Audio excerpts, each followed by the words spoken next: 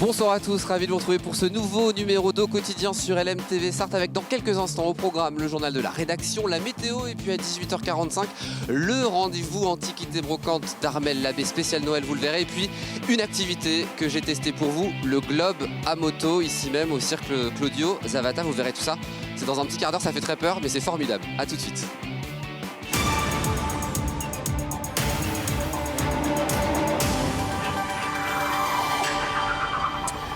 Le journal présenté ce soir par Diane Lemoisson. Bonsoir chère Diane. Bonsoir Aurélien, bonsoir à tous. Au sommaire de cette édition, un témoignage exclusif. Alors que le hashtag Balance ton bar fait état de nombreuses victimes, nous avons rencontré Lucie, droguée au GHB et violée au cours d'une soirée. Elle nous raconte son histoire. Dans un tout autre registre, c'est la 4e édition de la Sarthe dans l'œil des Instagrammeurs. Les 20 clichés sélectionnés du concours photo sont exposés sur les grilles de l'hôtel du département. Enfin, une soirée DJ à la patinoire gratuite pour les moins de 30 ans. De quoi atténuer la morosité de la crise sanitaire. Et on ouvre ce journal Diane avec un point sur les centres de vaccination dans le département. Alors que nous vous annoncions l'ouverture prochaine au parc Manceau du vaccinodrome du Mans, qui remplacera celui de Courboulet, nous apprenons l'ouverture de 4 autres centres sur le département. Dès ce mercredi à Ballon-Saint-Mars, à compter du 20 décembre sur les communes de la Suze-sur-Sarthe et Saint-Marc-la-Brière. Enfin, courant janvier, il sera possible de se faire vacciner sur Laigné-en-Belin. C'est un témoignage exclusif que vous nous proposez à présent, Diane. Oui Aurélien, pour garantir son anonymat, nous l'appellerons Lucie. Un soir comme un autre, lors d'un apéritif entre amis, elle a été droguée avec du GHB, puis violée. Alors que sur Instagram, via le hashtag Balance ton bar, les témoignages se multiplient, l'avocat de notre témoin estime qu'elle n'est pas un cas isolé. Laure Girard et Enzo Maubert ont rencontré cette victime de la drogue du violeur. Victime de la drogue du violeur, le GHB, celle que nous appellerons Lucie et qui a souhaité rester anonyme, s'est rendue à une soirée entre collègues dans un lieu privé le jour où sa vie a basculé. Il a dû apporter cette drogue, je suppose, puisque à un moment donné, ça a été, je dirais, le trou noir. Un trou noir où j'étais toujours debout, je parlais aux gens.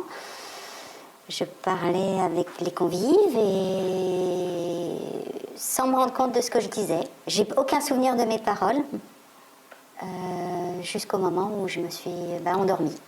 Mais à quel moment, je ne pourrais pas le dire, brutalement. Et j'ai dû dormir, je ne sais pas, peut-être 10 heures, 12 heures d'affilée.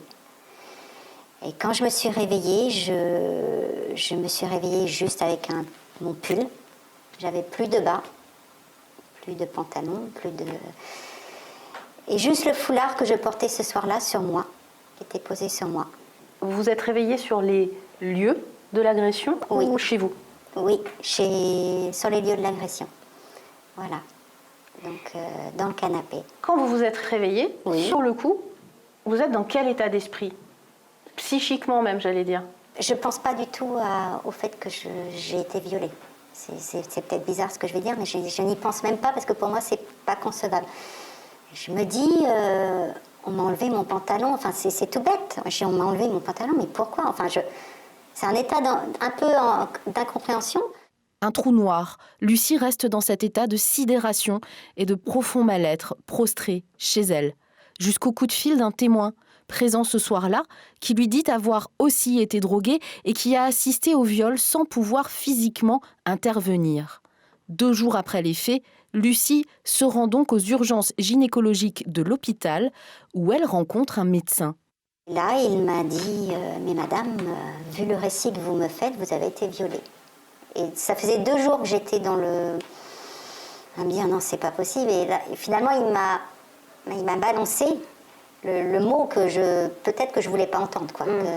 Voilà, quoi. Et il m'a dit je ne ferai pas d'examen sur vous, mais il m'a dit je vais appeler le médecin légiste par contre. Donc là, ça a été j'ai un pavé. Là, c'est là que j'ai commencé à fondre en larmes.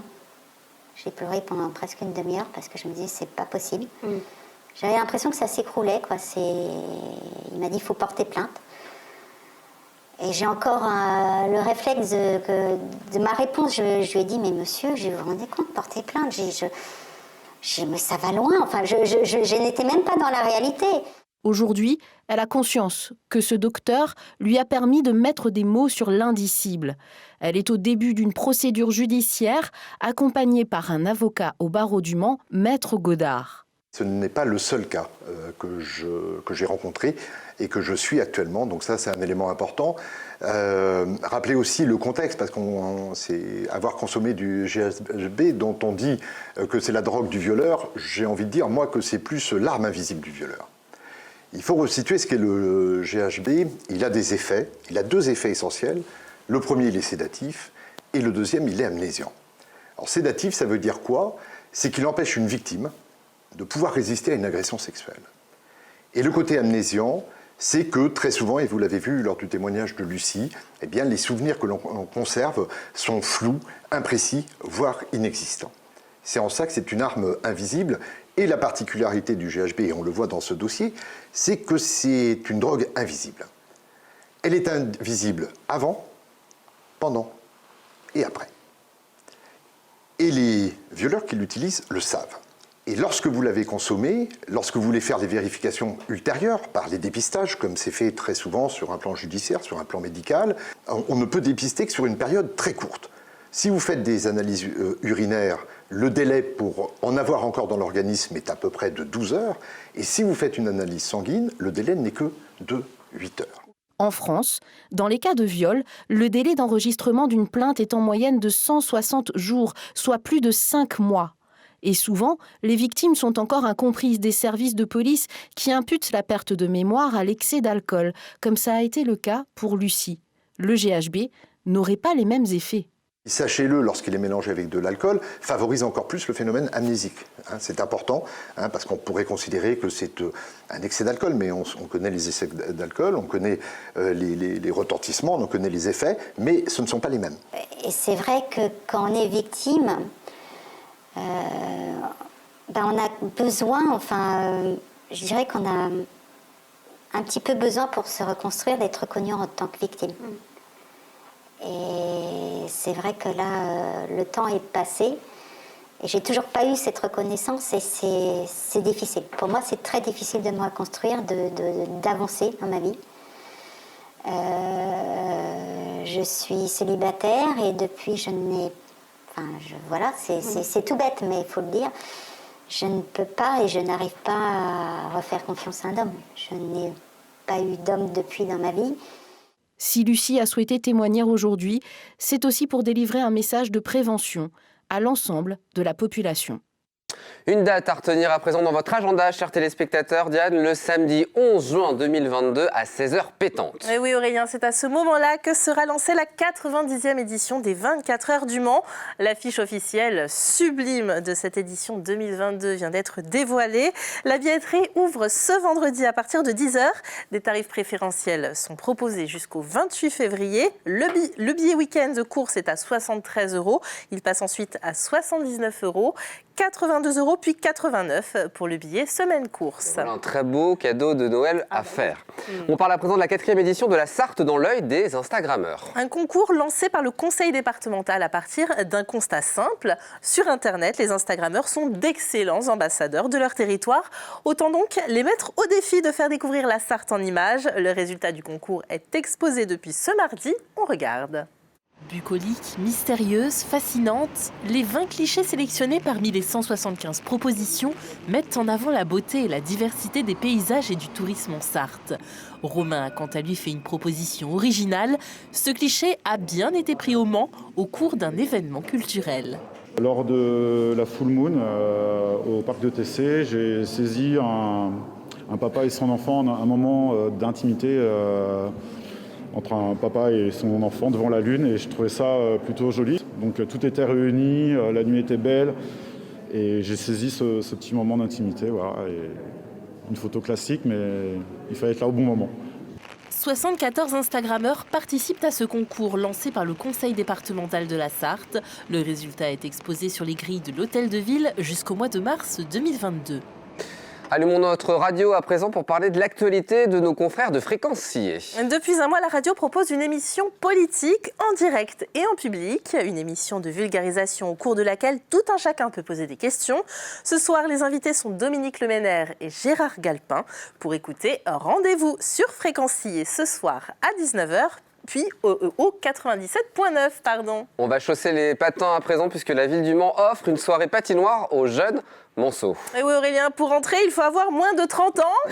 C'est râpé pour nous, sauf si on ne nous demande pas notre carte d'identité. Mais pour les autres, en tout cas, ça se passe ce mercredi soir au City Glass. Campus Ice Max, c'est son nom, sera rythmé par 3 DJ étudiants pour l'ambiance. Au programme, se changer les idées en pleine crise sanitaire. Le reportage d'Hélène Galliana. Top départ pour les fêtes de fin d'année au City Glass du Mans. Et ça commence dès ce mercredi soir avec un événement dédié aux étudiants. Ils peuvent venir profiter à partir de 21h de DJ. C'est gratuit, mais à une condition. C'est gratuit si on peut justifier qu'on a moins de 30 ans ou si on a juste une carte lycéenne, une carte étudiante. Et on a mis une billetterie quand même pour contrôler le nombre de personnes qui viennent ce soir. L'événement s'inscrit dans le festival Forever Young organisé par la ville. Ce que la ville voulait, c'est que les jeunes retrouvent effectivement le plaisir d'être ensemble. Donc ça fait partie dans la dynamique de ce qui avait été fait en début d'année avec Forever Young, avec différentes animations. Là, plutôt sur la fin du trimestre, de proposer un moment où les étudiants peuvent passer un beau moment sur la glace. C'est vrai que nous, on est juste à côté de l'université. C'est un espace où les gens peuvent venir glisser, bouger et s'amuser. Donc c'est très convivial. Et après les étudiants, place au Père Noël. Il sera accueilli sur la glace ce samedi à 17h30. C'est la première fête de Noël dans le quartier ici. Donc c'est organisé par le Conseil des quartiers Nord-Ouest. Ce sera sur la place Raphaël-Élysée, là, qui est juste derrière City Glass, avec un marché de Noël éphémère donc d'une journée, avec tous les commerçants, le restaurant L'Annexe, la Carrefour Market, les 2 salons de coiffure, la boulangerie du coin. Et puis donc City Glass, on participera nous, parce qu'on propose une animation exceptionnelle en fin d'après-midi. Le masque sera obligatoire partout, même sur les 1500 mètres carrés de glace. Diane, on va prendre notre ancienne carte de lycéen et puis on va s'incruster dans cette belle soirée. Allez, une dernière info avant de se quitter, Sablé-sur-Sarthe a perdu la boule. Installée le 1er décembre sur la Sarthe face au port, l'installation artistique a mystérieusement disparu tôt dimanche matin. Elle aurait tout simplement coulé. La bulle a été sortie de l'eau lundi et rendue à l'artiste Sabrina Lucas à l'origine de sa création. Elle sera ensuite expertisée afin de déterminer si le mauvais temps est en cause ou un acte malveillant. Je crois que ça coûtait plus de 20 000 euros si je ne me trompe pas. C'est ça, oui. Bon. Et pour 4 jours, ça fait court. On suivra l'actualité de cette boule sur notre antenne. Merci Diane. Une page de pub, la météo et on se retrouve dans quelques instants. Ne bougez pas, à tout de suite.